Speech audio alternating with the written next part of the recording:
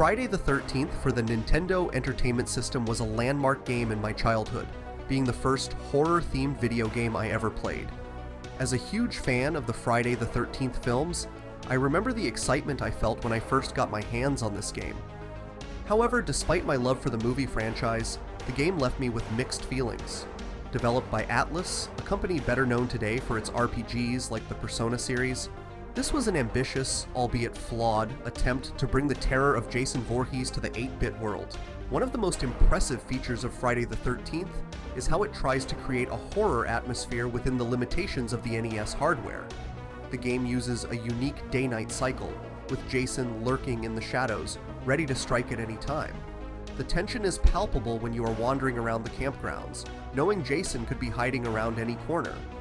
For a horror-themed game in the NES era, this sense of unease was incredibly effective.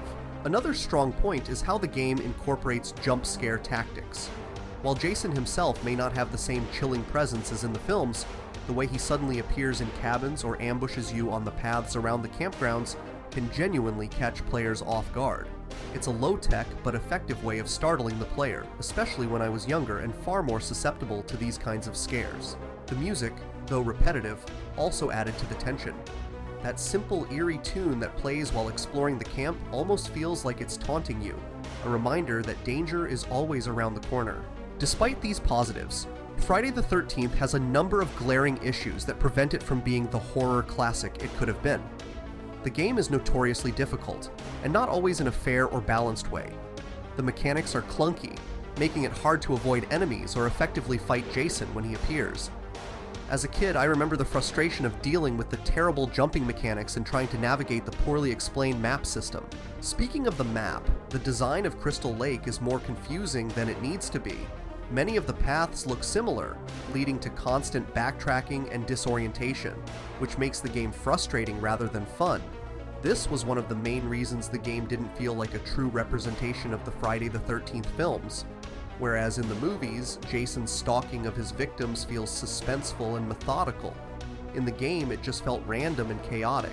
Another major drawback was the lack of variety in enemies and gameplay. You spend most of your time battling the same repetitive enemies, zombies, wolves, and crows, and trying to rescue camp counselors.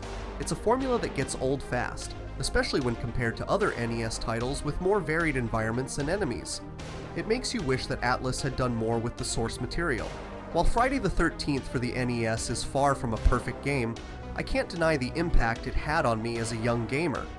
It was the first horror game I ever played, and even though it frustrated me to no end, the moments when Jason suddenly appeared were genuinely scary. Atlus's attempt to create a horror atmosphere on such limited hardware was admirable, even if the execution was rough around the edges. In hindsight, it's hard to recommend this game to modern players unless they're die-hard fans of the films or curious about old-school horror games. Still, for me, it's an important piece of nostalgia, and as frustrating as it was, it's a game I'll never forget. He's the master, made all lose, he's here for laughter. Retro vibes